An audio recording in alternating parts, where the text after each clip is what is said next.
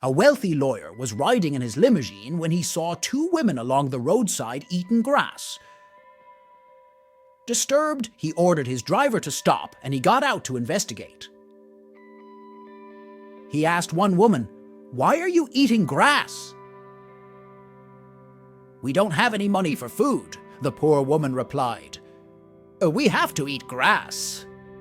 "Oh, well then, you can come with me to my house and I'll feed you," the lawyer said. "But sir, I have a husband and two children with me. They are over there, under that tree." "Bring them along," the lawyer replied. Turning to the other poor women, he stated, "You come with us also."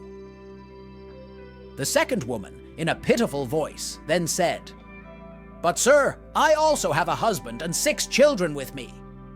"Bring them all as well," the lawyer answered. They all entered the car, which was no easy task, even for a car as large as the limousine. Once underway, one of the poor fellows turned to the lawyer and said, "Sir, you are too kind. Thank you for taking all of us with you." The lawyer replied, "Glad to do it. You'll really love my place. The grass is almost a foot high." A man and his wife were having an argument in bed. After the husband had finally had enough, he jumped up and took a blanket to the couch. The next day, the wife, feeling bad about what happened, decided to buy her husband a gift. Since he was an avid golfer, she went to the pro shop at the club, where he usually played golf. The wife talked with the pro, and he suggested a putter and showed her one of his finest. "Oh, how much is it?" she asked. $150, he replied. She felt that was kind of expensive and told him so. "But it comes with an inscription," the pro said. "What kind of inscription?" she asked. "Whatever you wish," he explained. "But one of the old golfer's favorites is never up, never in." "Oh, that will never do," exclaimed the wife. "That's what started the argument in the first place." 2. A man was in a bar with his buddies recounting the events of the previous week. It was payday the previous Friday, so he had decided to stay out with his friends for a spot of drinking. An evening out turned into a whole weekend of partying, and he only returned home on Sunday night to bear his wife's inevitable wrath. "My wife wasn't too pleased that I didn't show up for a whole weekend," he said. "What did she say to you?" asked one of his buddies. "Well, she just nagged for what seemed like an eternity. And then at one point, she asked me how I'd like it if I didn't see her for 2 or 3 days, he replied. "And what did you say?" they asked. "I told her it would be fine with me." "So did she leave?" "Well, no, she didn't leave, but the joke's on her. On the 3rd day, my left eye opened up a little bit." 3. An astronaut is the first to step onto an alien planet. The aliens are so excited that they change all their signs to English and even rename some of their places and landmarks after human places, landmarks and things. The astronaut decides the first place he wants to go is a pub. He sees a nearby alien and asks, "Where's the pub?" The alien gurgles back, but his suit translates to the astronaut in real time, or the alien says, "Just around the corner." The astronaut heads around the corner and sees it.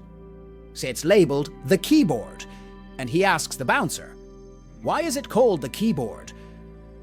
The bouncer replies, "The boss loves all things human and changed his name to reflect that. Ask him. He's the bartender." So the astronaut enters the keyboard and goes to the bartender. "Excuse me, do you own this pub?" the astronaut says. "I do." The bartender gurgles back. "Why is it called the keyboard?" the man asks. "Well," the alien gurgles in reply, "since I knew you humans were coming, I updated the name." The astronaut is on the edge of his seat. The reason it's called the keyboard is because it's a space bar. 4. Two aliens come to our planet. They are greeted by armed forces. They inform us that our inferior weapons don't stand a chance against them. The only way they will let us go is if we can make them laugh.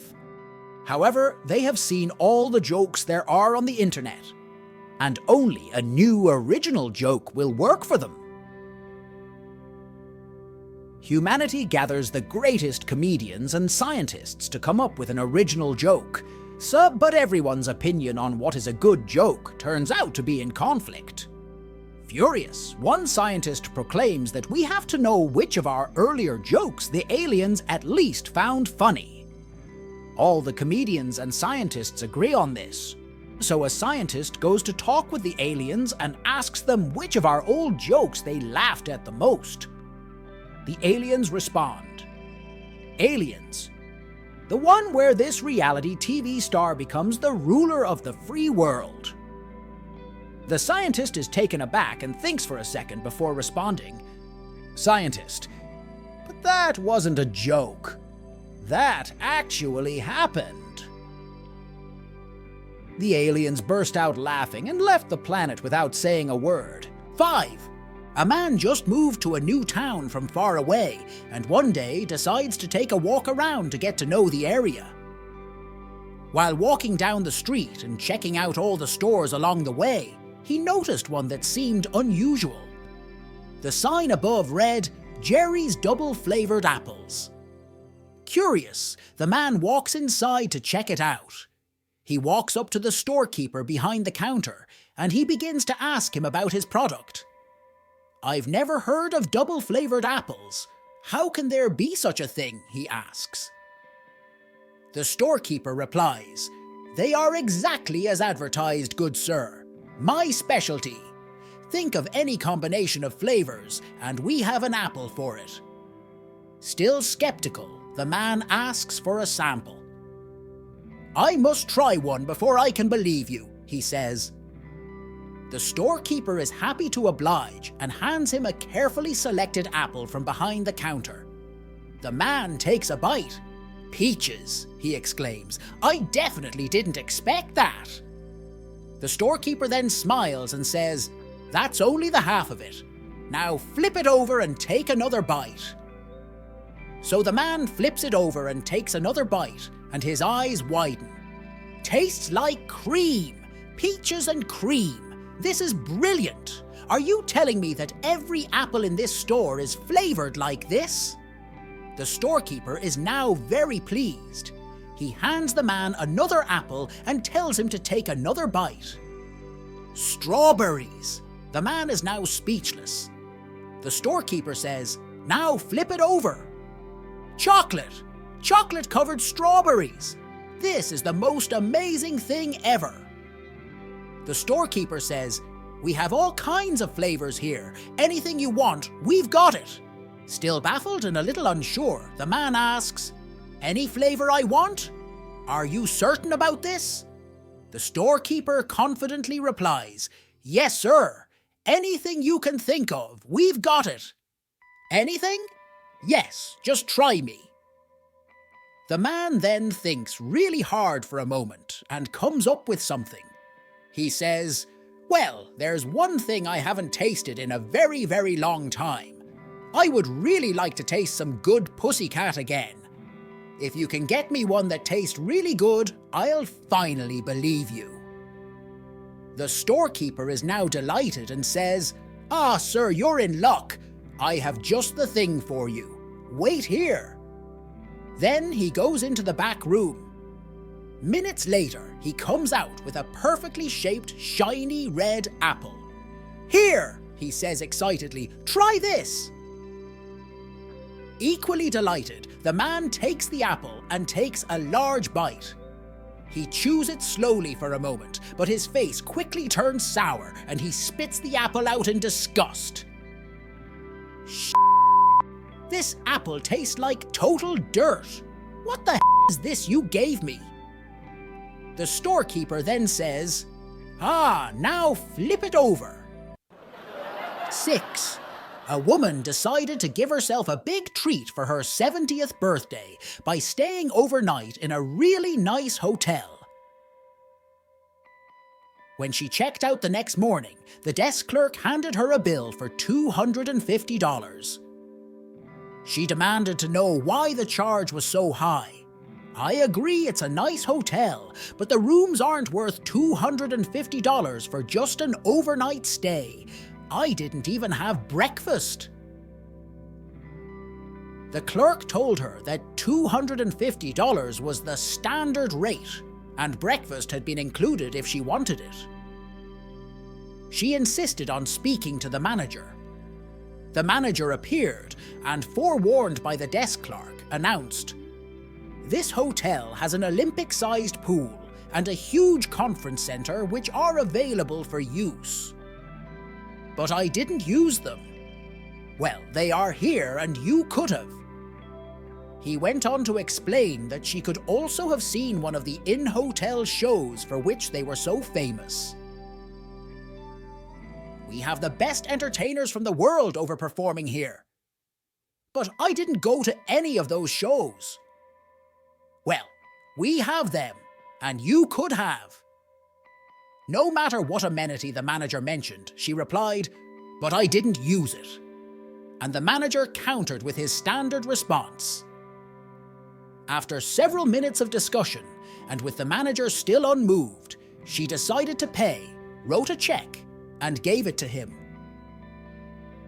The manager was surprised when he looked at the check. "But madam, this check is for only $50. "That's correct, I charged you $200 for sleeping with me." "But I didn't." "Well, too bad, I was here and you could have." 7. Walking home after a girls' night out, two women pass a graveyard and stop to pee. The first woman has nothing to wipe with, so she uses her underwear and tosses it. Her friend, however, finds a ribbon on a wreath, so she uses that. The next day, the first woman's husband calls the second woman's husband furious. "My wife came home last night without her pants." "That's nothing," says the other. Mine came back with a card stuck between her butt cheeks that said, "From all of us at the fire station, we'll never forget you." 8. A nun, Sister Sarah, wakes up one morning feeling great. She gets out of bed and decides to go to the kitchen for some breakfast. On her way over there, she runs into Sister Jane and she says, "Hi, Sister Jane," to which Sister Jane answers, "I see you got off on the wrong side of the bed this morning, sister." Puzzled, Sister Sarah did not understand what Sister Jane meant by that, so she ignored it and went on. She's passing by the garden when she runs into Sister Roberta and says, "Good morning, Sister Roberta. Hope you're having a great day." Sister Roberta answers, "Good morning, Sister Sarah. I see you got off on the wrong side of the bed today." Sarah was now really anxious to know why everybody she meets keeps saying that when she felt so great, so she decided to go and see her Mother Superior, who was in her office. She enters and asks Mother Superior, "Mother, everybody keeps telling me that I got off on the wrong side of the bed, but I feel great." The Mother Superior replies, "That's because you have Brother John's shoes on."